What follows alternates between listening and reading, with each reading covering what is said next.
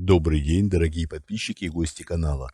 Сегодня с вами я, один из авторов телеграм-канала генерал СВР, генерал-лейтенант службы внешней разведки, тот человек, которого вы знаете как Виктор Михайлович. Сегодня у нас понедельник, 24 апреля. Выпуск у нас сегодня промежуточный. Хочу вам напомнить, что мы работаем в следующем режиме. С понедельника по четверг выпуски промежуточные, ну, короткие выпуски, примерно 10-12 минут у нас регламент. Плюс в пятницу у нас ответы на вопросы, которые вы задаете в комментариях к нашему ролику, который выходит в среду. По средам выходят ролики, под которыми надо оставлять в комментариях вопросы. И в воскресенье мы проводим эфир с Сергеем Жирновым. Мы обсуждаем итоги недели. Большое спасибо за понимание. Также большое спасибо за поддержку. Всем, кто ставит лайки и пишет комментарии как минимум из 5 слов. Всегда очень приятно читать. Вижу, что на множество приятных комментариев куча ботов оставляет идиотские свои замечания. Ну, не обращайте внимания. Я попрошу нашего администратора, чтобы не за критику, еще раз повторяю, не за объективную критику, а именно за провокации и за грубости в адрес наших уважаемых зрителей и слушателей, ботов баннери. В наш адрес, пожалуйста, могут писать все, что угодно, а вот оскорблять наших уважаемых зрителей и слушателей мы не позволим. Итак, начнем. Сегодняшние события. Сегодняшние события очень интересны. Ну, во-первых, давайте обсудим летательные аппараты, беспилотные в основном, которые то и дело бороздят воздушные просторы, а теперь уже и водные просторы российских территориальных вод и российского воздушного пространства. Где-то там они падают, где-то попадают в какие-то цели. Российские телеграм-каналы не спешат рассказывать про цели, которые поражают беспилотники. Стараются рассказывать в основном про те цели, которые они не поразили, когда они упали рядом с каким-то объектом, ну, либо на территории какого-то объекта не поразили какую-то цель, а лишь взорвались рядом с объектом. Это все, конечно, очень интересно, но и даже было бы очень увлекательно. Можно было бы гордиться российскими ПВО и восхищаться новыми системами, которые якобы гасят сигналы беспилотников, если бы не одно «но». Но это состоит в том, что некоторые объекты все-таки поражают. Поражают и поражают довольно серьезно, и очень интересно наблюдать за тем, как российские пропагандистские СМИ стараются изо всех сил делать вид, что все в порядке. Также стоит еще к этому приурочить обсуждение очень интересной темы. Утечка, да, из американских секретных якобы материалов, ну, не совсем секретные материалы, это действительно материалы, которые не должны были попасть в открытый доступ, они попали, и вот в этих материалах, который один паренек, вроде бы 21-летний, якобы распространял более года, еще раз подчеркиваю, как сейчас выяснилось следствие, этот паренек секретные материалы распространял в интернете, и никто особо внимания не обращал. И тут вдруг нате вам, смотрите, сколько много интересного. Итак, по тем материалам, которые попали в интернет, американское руководство очень просило украинское руководство в годовщину, еще раз подчеркиваю, в годовщину начала так называемой специальной военной операции, не наносить удары беспилотниками по Москве, а также по Черноморскому флоту. На что намек? Я уверен, что вы все прекрасно понимаете, и здесь лишнее объяснять не надо. Намек на то, что этот удар перенесен на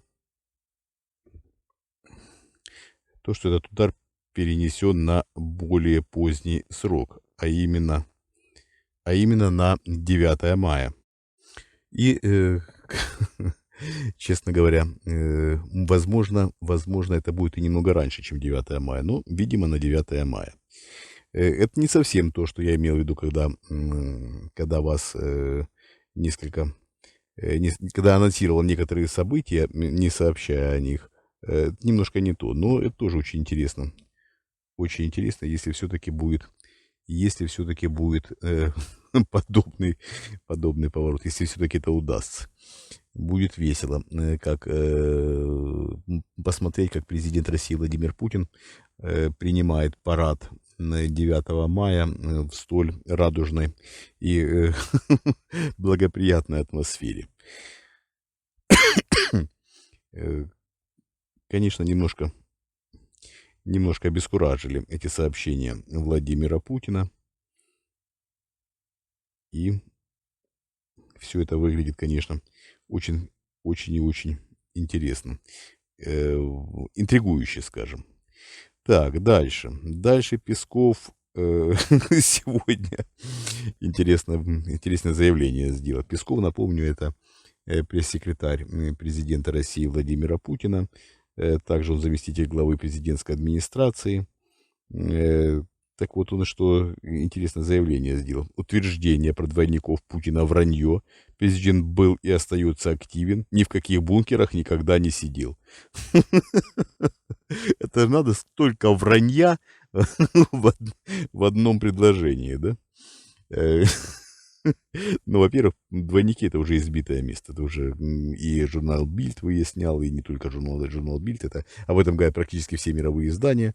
Некоторые пытаются пока так с некоторой долей осторожности об этом говорить, но я уверен, наши уважаемые зрители и слушатели имеют глаза, умеют видеть и слушать, и анализировать, и все прекрасно понимают, что президент России Владимир Путин имеет как минимум двух двойников, которые время от времени появляются. Один основной двойник, который довольно часто заменяют президента на основных мероприятиях.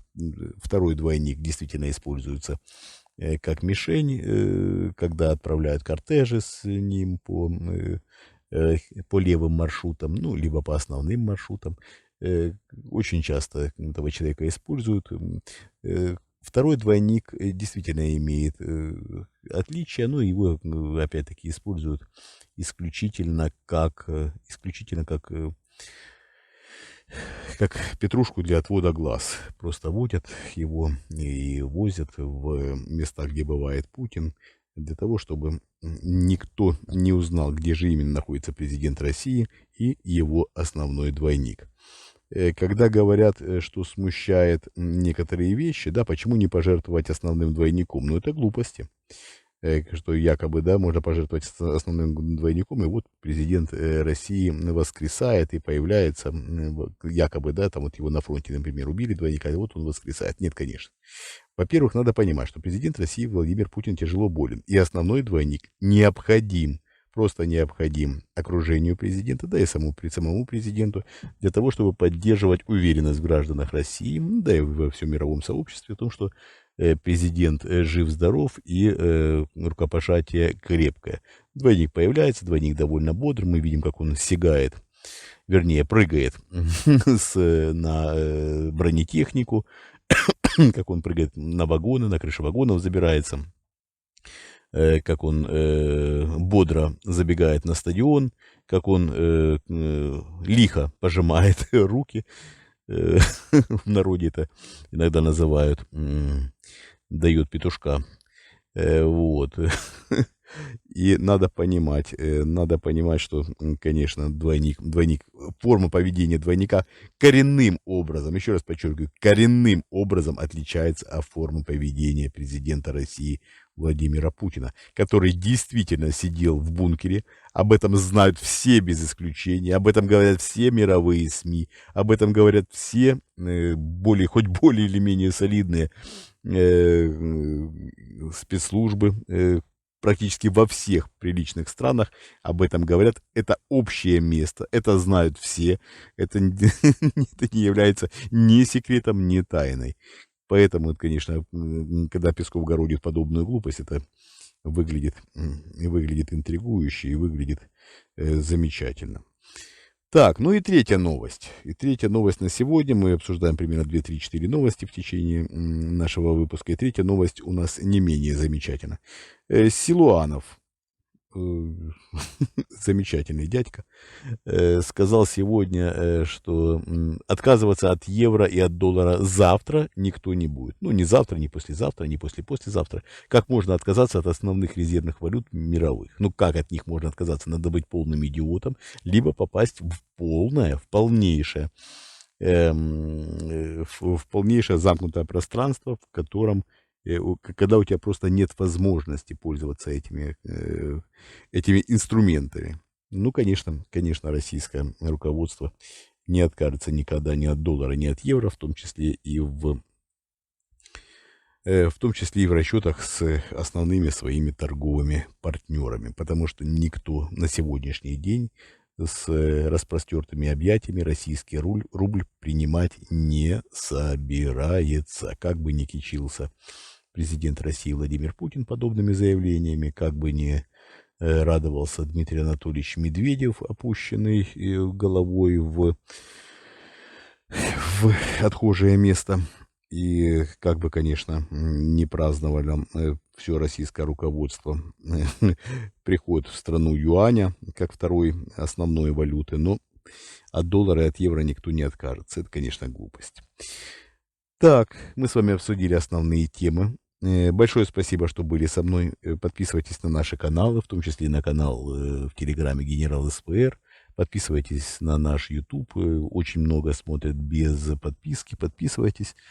Я уверен, что скоро события будут развиваться молниеносно, события будут развиваться драматически. И вы прекрасно знаете, что мы первые сообщаем вам такого рода новости и первые сообщаем о том, что происходит в Кремле. От этого зависит в том числе и наша с вами жизнь. Подписывайтесь, будьте в курсе событий. Мы вас любим, это искренне, это самое главное. Мы работаем для вас, я уверен, вы это прекрасно знаете.